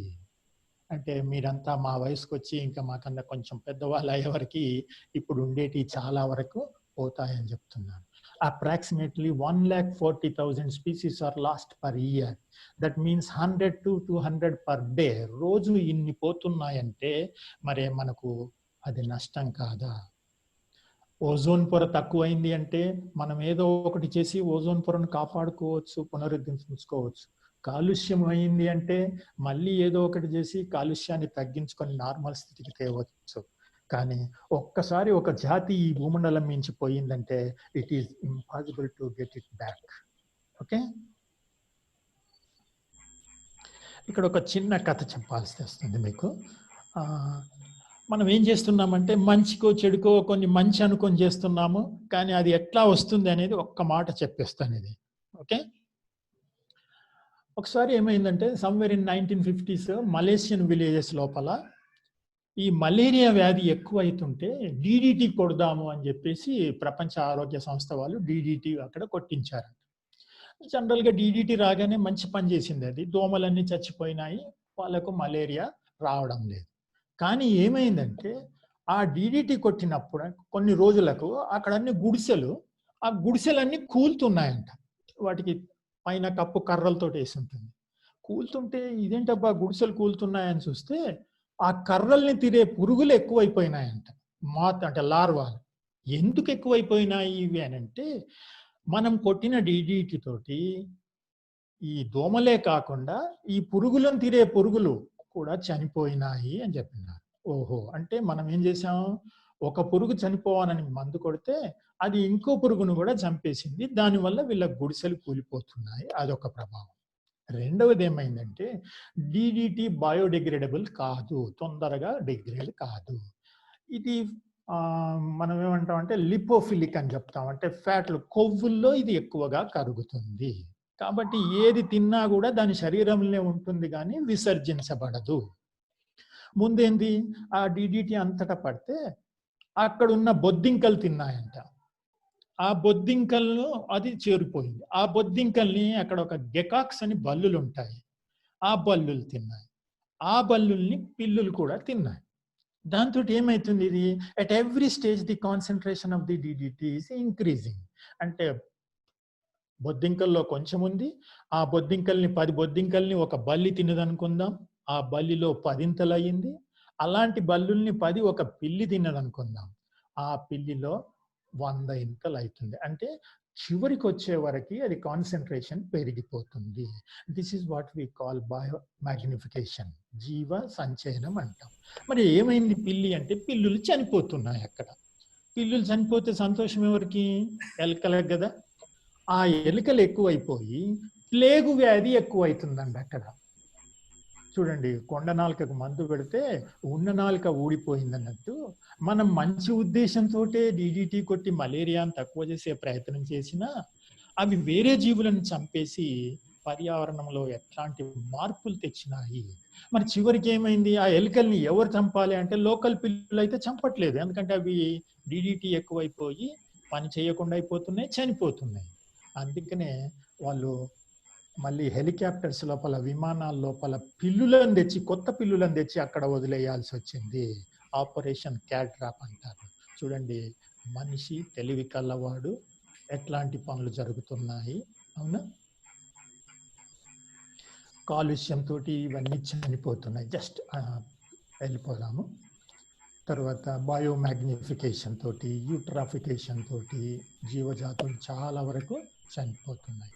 తర్వాత కొన్నిసార్లు మనం కొత్త జాతులు తెచ్చి పెడితే కూడా ఆ జాతులు ఇక్కడ పొరుగింటి కోడి వచ్చి ఉన్నింటి కోడిని ఎల్లగొట్టినట్టుగా అది వచ్చేసి మన జాతులని పాడు చేస్తుంది. ఇక్కడ మన దగ్గర చూస్తే అమెరికన్ గోధుమల లోపల ఒకటి పార్థీనియం హిస్ట్రోఫోరస్ అని వచ్చేసింది. ఆ పార్థీనియం మీరు ఎక్కడ చూడండి, నేను ఇక్కడ వికారాబాద్ కొత్తగా వచ్చినప్పుడు చూశాను. అరే ధనియాలన్నీ ఇండ్ల చుట్టూ కూడా అలుపుకున్నారు వీళ్ళు, ధనియం కొత్తిమీర వేసుకున్నారు అనుకున్నాను నేను. తీరా చూస్తే అది కొత్తిమీర కాదు, పార్థీనియం. అంటే చూడండి, అది పొలాల్లోకి పోయి మన పొలాల పంటలు పండకుండా, ఇతర జాతులు ఎదగకుండా కూడా చేస్తుంది. అట్లా కొత్త జాతులు వచ్చినప్పుడు అట్లా చేస్తుంది. ఎందుకు చేస్తుంది సార్ అట్లా అంటే, ఇక్కడ ఉన్న వాటికి దీన్ని తినానో వద్దో అనేది తెలియదు, తింటే ఏమవుతుందో అనేది ఒక భయము. దాంతో వాటి జోలికి వేరే జీవులు లేకపోకుండా అవి విచ్చలవిడిగా పెరిగిపోతుంటాయి. తర్వాత బీదరికం తోటి ఏం చేస్తున్నాము, చేపలు బట్టి అమ్మేస్తాము, ఏదో ఒకటి చేస్తూ ఉంటాం వాళ్ళ బ్రతుకు తెరువు కోసం. తర్వాత మనకు టెక్నాలజీస్ వచ్చినాయి, కొత్త టెక్నాలజీస్. ఆ కొత్త టెక్నాలజీలు కూడా ఓవర్ ఎక్స్ప్లాయిటేషన్కి దారి తీస్తున్నాయి. తర్వాత చూడండి ఒకసారి, ఏనుగుల దంతాల కోసం, పుల్ల చర్మాల కోసం, అవునా, ఇక్కడ సముద్రంలో సీల్స్ని వాటిని కోసేస్తే మొత్తం సముద్రం నీరే ఇట్లా కనిపిస్తుంది. Like this, we are exploiting everything. An estimated 5 million wild birds are caught and sold all over the world. 2.5 million illegally in a year.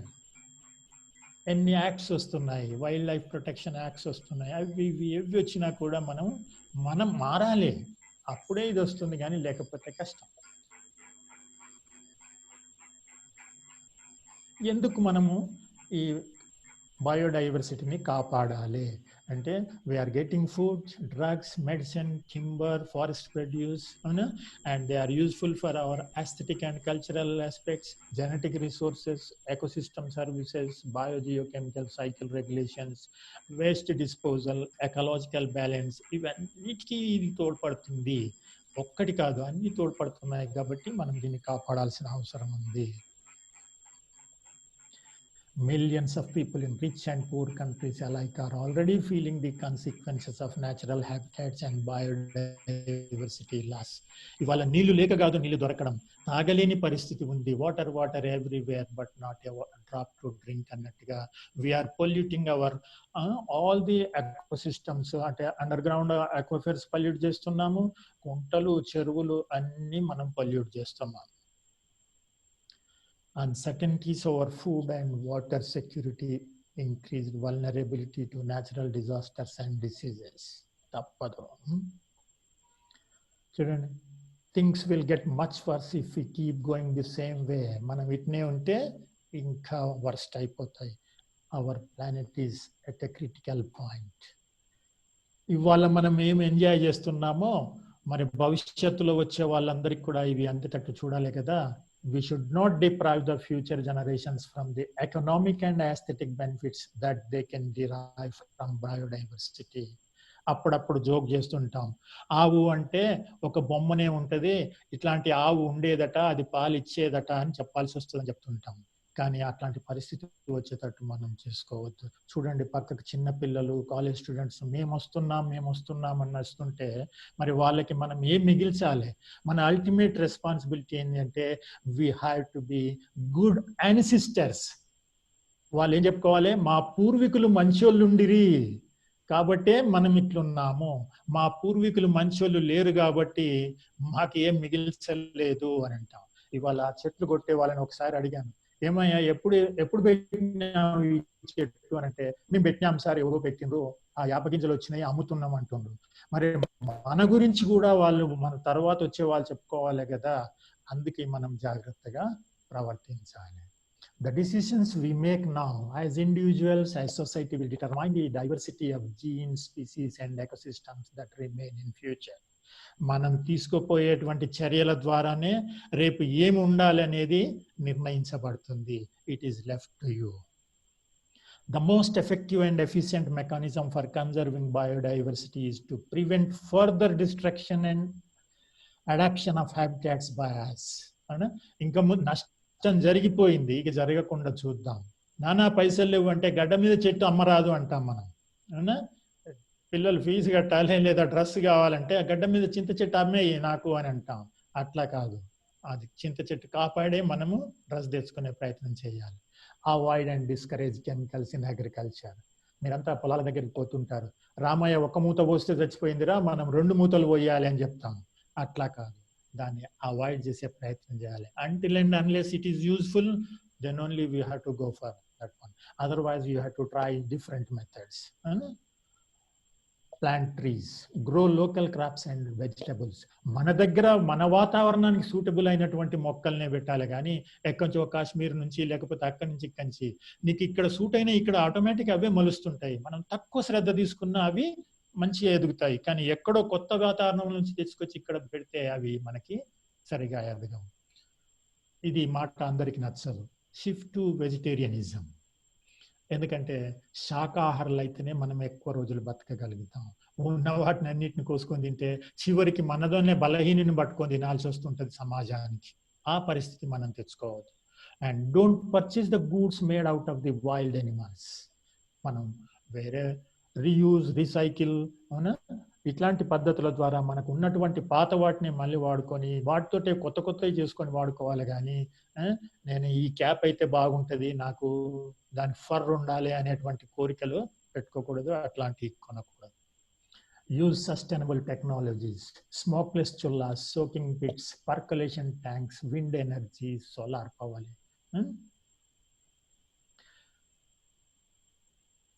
Loss of biodiversity is a threat to civilization itself. Environmental problems like pollution, global warming, and ozone depletion can be overcome, but no erosion of biodiversity or extinction of species not. And a species once lost from the earth cannot be brought back. Unless we change our attitude toward the nature and alter our patterns of development, we can't secure the future of the generations to come. Thank you.